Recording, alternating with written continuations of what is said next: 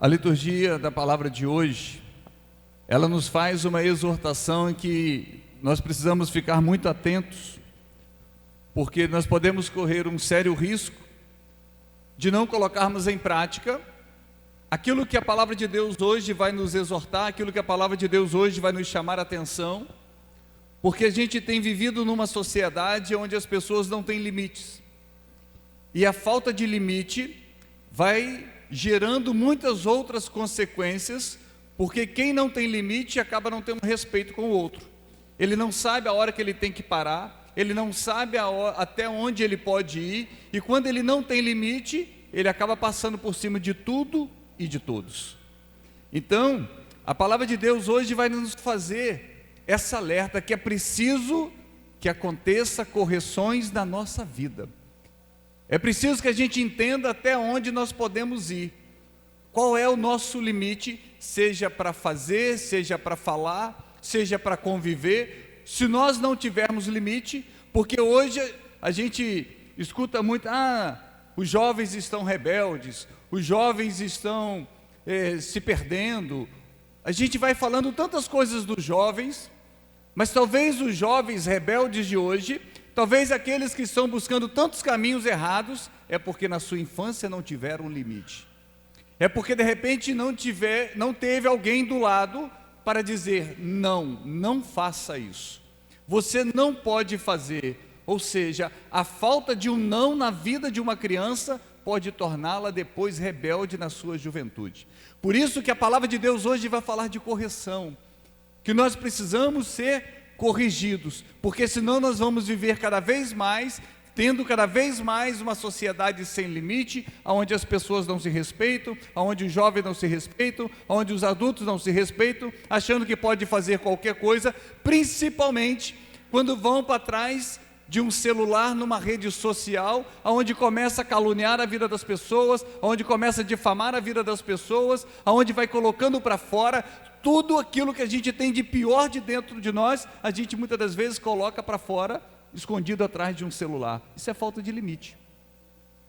Isso é falta de limite, porque as pessoas falam, mas elas não entendem que do outro lado tem uma família, elas não entendem que do outro lado tem alguém que possa se ferir, ela não entende que do outro lado tem alguém que possa sofrer com aquilo que de repente fala, porque a pessoa não tem limite. E a palavra de Deus hoje vai falar dessa correção, que nós muitas das vezes precisamos passar pela correção. Mas eu não gosto de ver meu filho chorando. Quando eu falo com ele, quando eu vou fazer alguma coisa, ele começa a chorar, começa a fazer pirraça. Mas o meu neto, não, deixa o neto fazer, não tem problema não. Só não quero ver ele chorando. É melhor que ele chore agora, para que você não chore daqui a 10 anos. É melhor ele chorar como criança, com pirraça, com o não que você faz, com aquilo que você corrige, com a sua orientação, com a sua palavra. É melhor essa criança chorar hoje, para que você não chore a vida inteira depois. Nós precisamos entender isso. Isso é correção, isso é bíblico, isso é o que Deus faz com cada um de nós. Mas se eu corrigir, se eu disser não, se eu proibir de fazer isso, ele vai sofrer. Mas a palavra de Deus hoje vai dizer para nós, o sofrimento faz parte de um processo de correção, porque Deus também faz isso conosco. Não é somente os pais, os tios, os avós que corrigem uma criança, que corrigem uma adolescente, e às vezes ela chora, às vezes ela vai para o quarto, bate porta, fica com raiva. Deus faz isso conosco. Deus também nos corrige dessa forma. Deus nos corrige, e muitas das vezes a gente não entende que o sofrimento que nós temos, as adversidades que nós passamos na vida, é um processo de conversão, é um processo de correção que Deus faz conosco, para que a gente possa no futuro entrar pela porta estreita. Porque quem não tem limites, ele vai se enchendo. Quem não tem limites, ele vai se enchendo. Quem não é corrigindo, ele acha que ele é melhor do que todas as pessoas, ele acha que ele pode tudo, ele acha que ele vai fazer tudo, ou seja, ele não tem, muitas das vezes, a noção da consequência que aquilo dali pode trazer para a sua vida. Por isso que a palavra de Deus hoje vai falar para nós que o sofrimento faz parte da correção. Nós precisamos ser corrigidos, porque assim como a gente tem medo ou às vezes receio, ou não quer, ou por amor, ou por tantas outras coisas, corrigir alguém que precisa ser corrigido, para que aquela pessoa não chore, para que aquela pessoa não fique chateada, para que aquela pessoa não se aborreça, e com isso a gente se omite naquilo que vai fazer bem para ela, sendo que se não for feito agora, vai gerar consequência no futuro, mas ao contrário Deus faz conosco. Muitas das vezes a nossa lágrima, o nosso sofrimento é porque Deus está nos corrigindo. Muitas das coisas que nós muitas das vezes passamos, é Deus como Pai que corrige nós como um filho, às vezes um filho rebelde, às vezes um filho sem limite, às vezes um filho descontrolado, e às vezes entra algum sofrimento na nossa vida, entra algum momento difícil na nossa vida, e nós somos corrigidos. A gente para, diante de uma dor, diante de uma cruz, diante de um momento difícil, a gente começa a pensar tantas coisas na vida. A gente vai avaliando tantas atitudes nossas na vida. A gente começa a mudar e a refletir sobre tantas situações a partir de um momento difícil que nós passamos, e esse momento difícil nada mais é do que uma correção de Deus para que nós sejamos pessoas melhores. E assim também nós devemos fazer. A correção nem sempre alegra. A palavra de Deus hoje vai falar para nós. A correção nem sempre alegra, ela causa dor. É a palavra que está falando para nós. Por que a correção causa dor? Porque vai contrário àquilo que nós queremos, aquilo que nós desejamos fazer, aquilo que muitas das vezes nós queremos realizar, e às vezes não temos a condição de realizar, está a impossibilidade de realizar. Isso vai causando dor, isso vai causando uma angústia, isso vai causando uma revolta, mas ao mesmo tempo faz parte de um processo de mudança, um processo de conversão, um processo para que nós nos tornemos pessoas melhores. Como que uma árvore frutífera é tratada para que ela dê bons frutos? Ela é podada. Se uma árvore não for podada, uma árvore frutífera, se ela não for podada, muita árvore, o seu fruto fica amargo, fica azedo. Assim também uma pessoa na sua vida, se ela não for podada, ela se torna uma pessoa azeda para os outros, porque ela é mal-humorada, ela acha que ela pode tudo, ela não respeita ninguém, ela xinga todo mundo, porque ela não foi podada.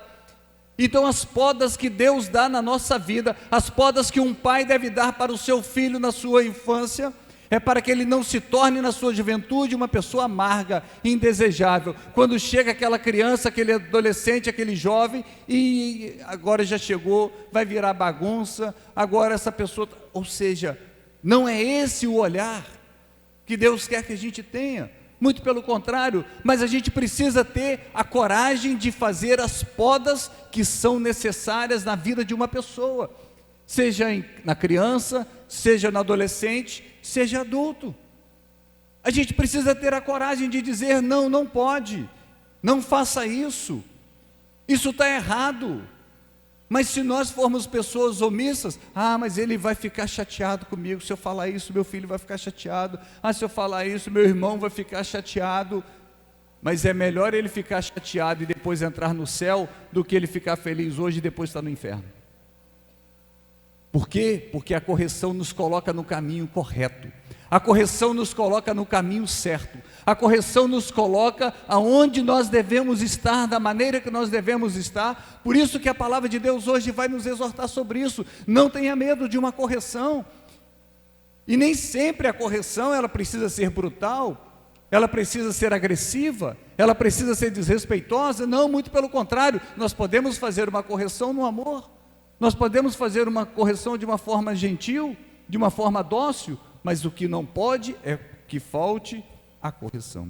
Por isso que a palavra de Deus depois vai dizer: fazer esforço para entrar pela porta estreita. O que é fazer esforço para entrar pela porta estreita? É realmente deixar para trás na nossa vida tudo aquilo que não pertence a Deus, tudo aquilo que não deve pertencer à nossa vida, que nós carregamos dentro de nós. Porque ao longo do tempo nós vamos colocando uma mochila nas costas, e a gente vai enchendo essa mochila de tantas coisas ruins, de tantas coisas que vão fazendo com que as pessoas vão se tornando sem limites. Uma pessoa sem limite, gente, ela é incontrolável. ela é incontrolável, aonde quer que ela esteja, ela se torna uma pessoa incontrolável, no bom sentido da palavra, ela se torna uma pessoa amarga, ela se torna uma pessoa indesejável, ela se torna uma pessoa onde as pessoas não querem ficar ao lado dela, por quê?